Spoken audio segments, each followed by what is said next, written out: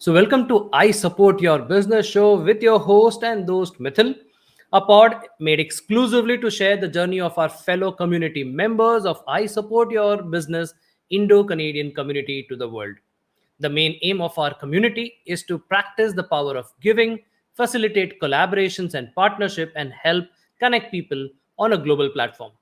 As your host, being the president of the community currently, as well as the founder and the chief content alchemist of ISYB Content Lab, I help solopreneurs, artists, and coaches build their business organically through content marketing. And today we have an amazing member from our community, none other than Laxmi Sorte. Hi, Thank. Lakshmi. Hello, Mithil. Thank you so much. How are you? Better than good, better than many. Okay. Lovely. So, Lakshmi, if you can share with us your childhood. Okay. About my childhood, my parents would describe me as very mischievous girl, considering I'm the youngest in the family. So who used to break things at house, but never used to tell. But yet I still used to confess it, like maybe after 2 years or 3 years, that yes, I did it. So and quite extrovert, active, and I still like to make new friends and try different things: painting, drawing, dancing, representing school, sports, everything, and absolutely good in studies. Wow. This is, I would say, yes, parents would describe you as a mischievous girl, but I think now we community members will also kind of agree to that, that yes, you are a fun person to be with. And yes, we do. Personally, we both do a lot of mischief in our weekly meetings also. So that's super fun. All right. So, Lakshmi, when and how did the professional journey start? Okay. With respect to yoga, you're asking, right? Absolutely. It started in, where say I started practicing yoga long ago, uh, approximately 2011. Okay. I had joined certain classes, so I had ideas about asana. But properly, I started practicing in 2020 by following random YouTube videos. And in 2022, I finally decided to take certification because I started to see that transformation happening within my body, lifestyle, overall thought process. So then I decided to take it as a full-fledged profession. So in 22, I formally took a certification in yoga. Wow. So, Lakshmi, like from 2022, when you decided to take the certification in yoga, to now, you are now, like, I can say full time also a yoga practitioner as well as a coach. So, when did you turn into an entrepreneur? Entrepreneur, I turned into an entrepreneur in 2020. Uh, Still learning. I won't call myself an entrepreneur as such because it requires lot of skills, lot of soft skills, which still I'm working on. So it is a constant process for me. So I will say I started working on myself truly in 2020 after my resignation. So it started in 2020, August 2020. Lovely, lovely. And since I know that your brand is Yoga Beyond Mat, so would love to know what was the story behind this naming of your brand. So why yoga beyond mat is what we see from our eyes on the social media or in any advertisement of yoga practice is only about body work and breath work. Okay. But the true meaning of yoga or yoga is union of your mind and body, which ultimately takes you to yourself or to your spirit or towards God if you believe on God. Okay. And asana and pranayam are one of the steps which take you towards it, but there are many other steps before it and after that. Okay, this is what is mentioned by Patanjali himself. So, and this is what I learned in my school, in my philosophy class, that the ultimate goal of yoga is getting into a meditative state of mind. And there is a journey beyond that meditative state of mind as well. And I was surprised and shocked to hear that, because for me as well, I, like I mentioned before when we started, that I used to practice all the asanas from YouTube videos. So on YouTube, maybe I couldn't get much information as a practitioner, but as I went to the certification, I got to know about it, the true meaning of yoga. And I was like, okay, if as a common citizen, as an Indian especially, if my understanding is only towards asana, then obviously my family, friends, everyone think that yoga is only about asanas and pranayama.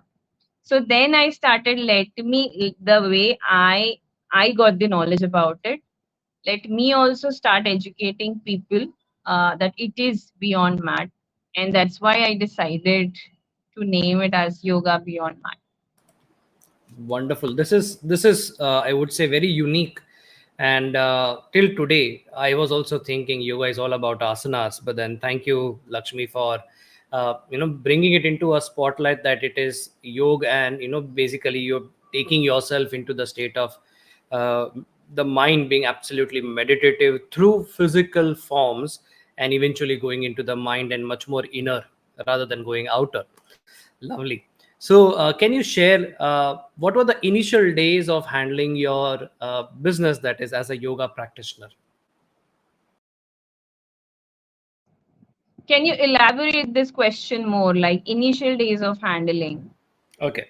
So, once you got the certification and you decided, now I wish to now spread this message to other fellow members and educate them about the true sense of yoga. And that's when you decided to be a coach and you started taking maybe workshops, maybe classes, and teaching other people. So, how were those days of your journey?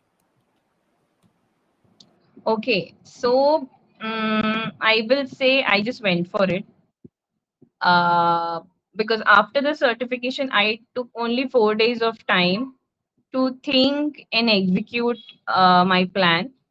I didn't procrastinate that I will go home, I will practice more, I will see, I'll get better at asanas or breath work, I will read more. It is a constant process, it is never going to end. So my initial days, I will say I just dived into it. I made a JPEG on Canva. I spread it to my friends, families, my aunts, and I got an amazing response from them. I had initially, if we talk about numbers, I got registration of around 50 students for my first class, out of which there were 20 students who came for practice, and 15 students are still consistent with me. So that's how it started. And initially, teaching was tough, giving instructions was super tough. But one wise person met me and she told me that while giving instructions, Lakshmi, always think that your students are blind, they can't see you. The more your mind understand this, your command gets clearer and clearer.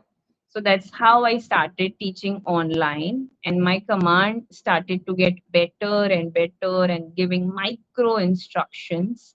So uh, I feel that it is good that I didn't delay and I started immediately. I think this is, I would say, a strong quality of being an entrepreneur, not thinking and immediately taking actions to serve the community and to probably solve the problem which is there existing in the market. And very rightly said, Lakshmi, like, the more we communicate much more crisp, and that was an amazing metaphor, like, assume that your students are blind, because in that way you will go much more deeper into your communication, and you will actually not assume that the students know this, or ye to chalta hi hai, something like that. Super cool. So what were your hiccups and learnings during those days till now? All right. Learning is, of course, students want more clearer instructions. Like I mentioned, your teaching gets better and better with practice and regular teaching. Second, it happens with the practitioner, and I think it happens with all the teachers, that once you start teaching, your own practice take a second or third priority. Okay. So prioritizing your self practice is a must. So all I learned to say no for the morning classes, early morning classes. So that was my learning कि सुबह वाली class नहीं लेनी है, because that is the time wherein you yourself should practice first and then you should start your day. Then furthermore, learning was educating yourself more. Only certification will not help. A 30 days of training is just maybe a 10% or maybe 5% of what yoga is.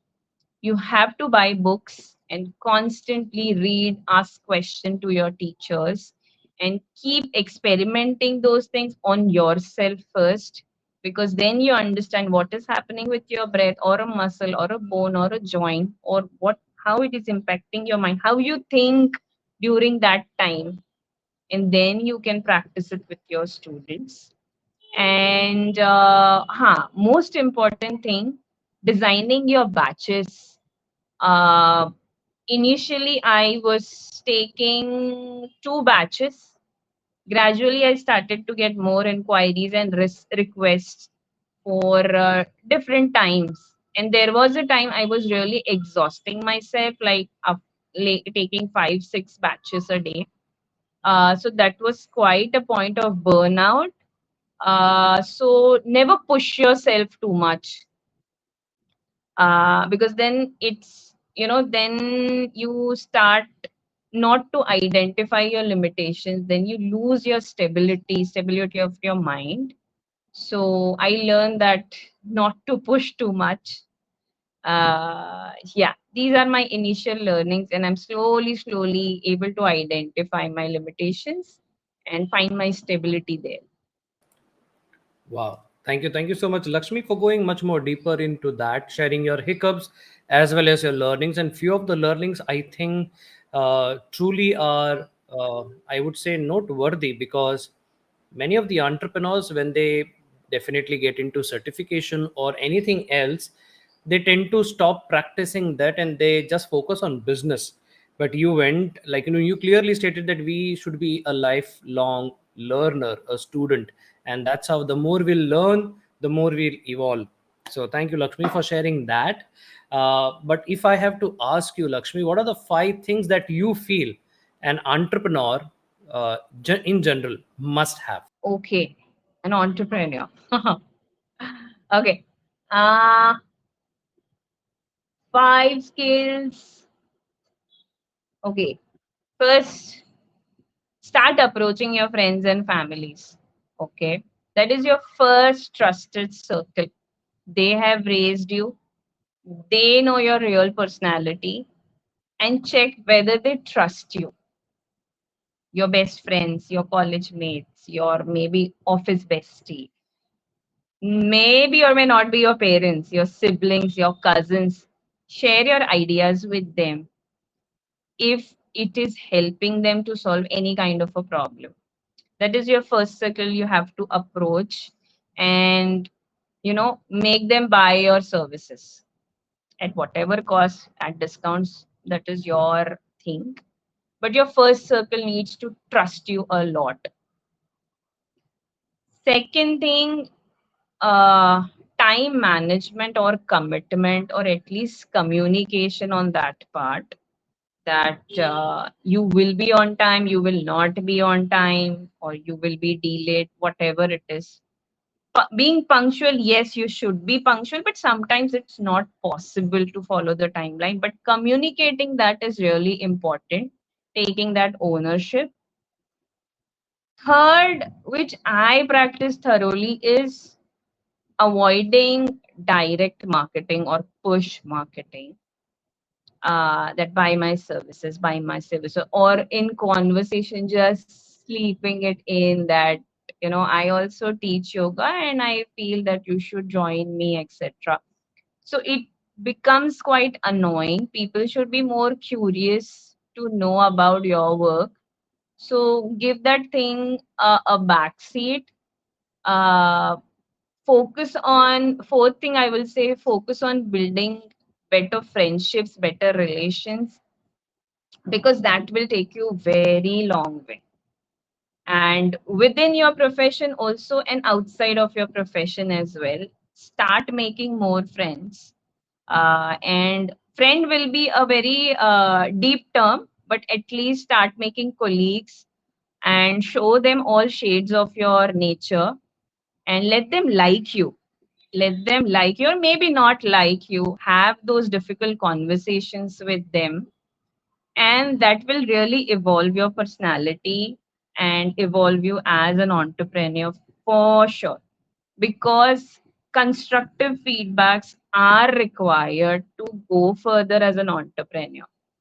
And for that, you have to give the next person that comfort कि हाँ, इसे हम एक constructive feedback दे सकते हैं क्योंकि ये बुरा नहीं मानेगी. Otherwise, it is your loss if people are not comfortable with you, people think you are not at all an approachable person, then you're stopping your growth. So I feel these basic things, working on that human element is required. Rest of the thing, marketing, advertisement, we all know. Nowadays, we have a lot of coaches like you to train us on that. So these things are there available. But the human aspect, we have to work a lot on that. Wonderful. Thank you so much, Lakshmi, for sharing that. Uh, okay, let me ask you a little deep question, and let me add one more thing in this. How has being an entrepreneur as well as a yoga practitioner, not a yoga coach, but a yoga practitioner, the one who practice yoga, changed you as a person? So I want you to highlight both of them. Woo! 20 marks question, huh? Answer Okay. in brief. Exactly. Okay. So, as a entrepreneur, oh, I have to think a lot. I really need time to answer this question. You can start with yoga first. Maybe entrepreneur will Hmm. come itself. Come, yes, yes, yes, yes. Yeah, that will be easier. So, as a practitioner, like I mentioned earlier, I have learned to identify my limitations. And limitation is not stopping yourself, but finding your boundary for today, for this moment. Maybe my limitation or my edge for tomorrow is different. That limitation can be with my body, that limitation can be with my perspective or anything, but it keeps changing every day. So I have to find that if I have 10 tasks for today, I have to find each moment. Okay, I'm on the eighth task. Will I be in a position to do the ninth task? If the answer is yes, okay, go for it. If you have started with the ninth task and you see that, okay, मेरे को बहुत थकावट लग रही है, come back, be on the eighth task. Start with the ninth tomorrow. It is okay. But do all those eight tasks very nicely. Finish it. Give that end properly. So I learned that finding your edge, finding your limitation. Don't push yourself. Uh, Rest. Another thing as a practitioner, I learned breath plays a very important role in your life, and it communicates a lot. First thing you lose while laughing, crying, getting angry, feeling hungry is your breath. So keep observing, but it comes with practice. Even though I say keep observing your breath, it's not easy. But at least your mind needs. My mind got convinced that yes, I have to keep working on the breath. Uh, Third thing, meditation is a very different state of mind. Sitting at one place still is 3 or 4 steps prior to the meditation. So learn to sit at one place quietly with the closed eyes. So this is what I learned. I did my Vipassana as well. So that was my learning, that at least throughout the day, either for chanting or either just to breathe, I sit for 15 minutes whenever I get time, before sleep, after waking up, or during the day. Just sit and breathe. 15 minutes is not a big deal. So I make sure that I do it. And sometimes mind is super confused, mind is exhausted, you feel sad, you have friends, but still you don't want to talk about it. So writing helped me a lot. Just write down. Just write down whatever comes to your mind. So that has helped me. Uh, and that's what I learned through practice of yoga. And as an entrepreneur, I started believing on writing more. You remember we did this practice when we started with the new year in our first ISYB meeting, that write a letter to yourself. So I have been practicing this from 2020.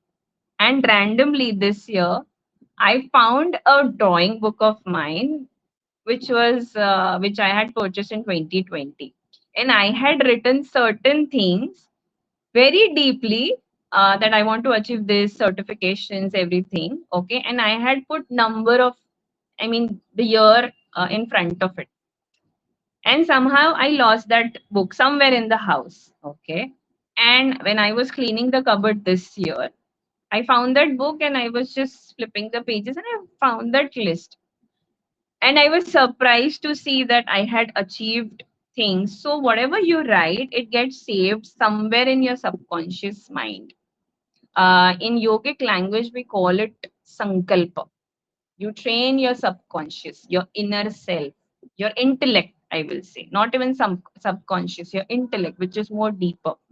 So keep training your intellect. This is what I learned from my entrepreneurship journey and from yogic journey. Have that sankalpa every day, and keep repeating that sankalpa. Feel that manifestation, feel it, that you have already achieved it while writing at least. You don't have to feel it every moment, but whenever you're writing it, just feel it from your heart. It will get saved in your intellect and it will get achieved. You don't have to see it every day or you don't have to read it every day. No, not necessary. So these are some of the weird things which I learned throughout the journey. There are many, but it's just not clicking right now. No worries. But from what you just shared, Lakshmi, I understood that you became a yoga practitioner first and then an entrepreneur.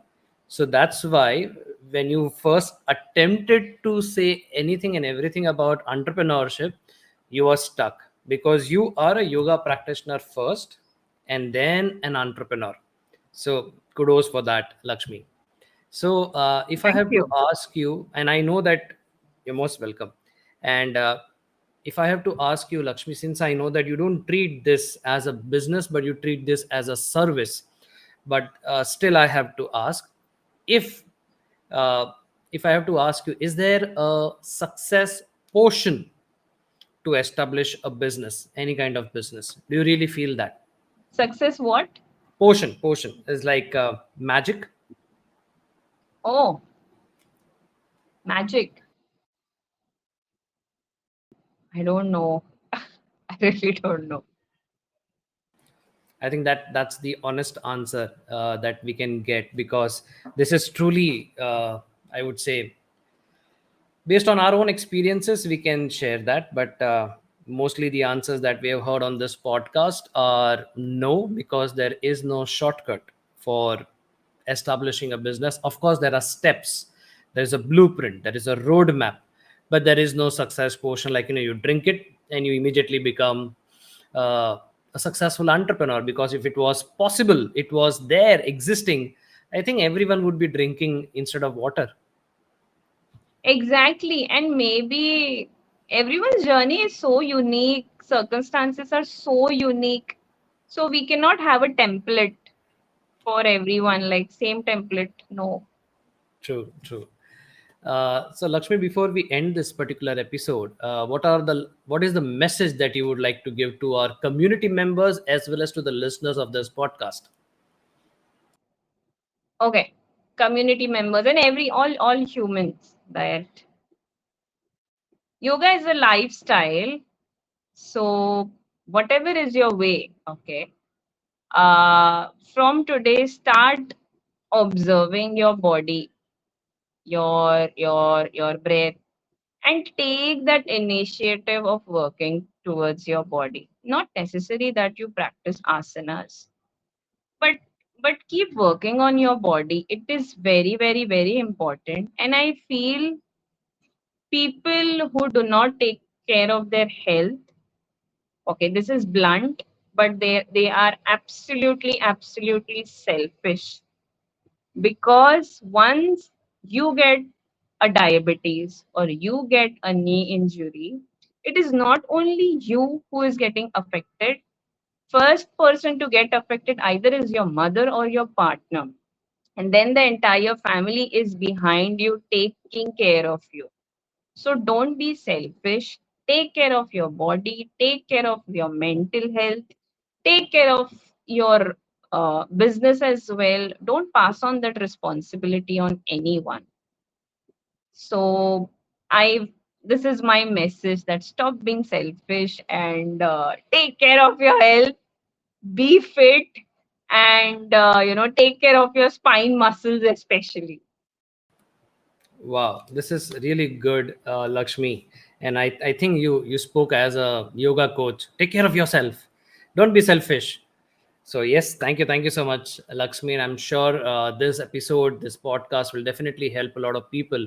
And to all the people who are listening to this episode, do share in the comments below how did you felt, what were the key learnings, and what made you decide probably to take ahead uh, the practicing of yoga, which is an ancient thing, actually started from our country, India. Thank you so much, Lakshmi. Thank you so much, Mithil. You are an amazing host, and this felt like a conversation, a very good conversation. Thank you for making me so feel so comfortable. Thank you so Okay. much. So you have just listened to I Support Your Business show with your host Mithil. Thank you so much for listening to our show and giving so much love. Don't forget to subscribe to our show on the podcast platform that you are listening. And if you're watching it on YouTube, don't forget to hit the subscribe button. This is Mithil signing off at the moment. Until next time, meet you soon with another member and their exciting story. But until then, keep rocking, stay safe, and don't forget to keep creating content. Ciao.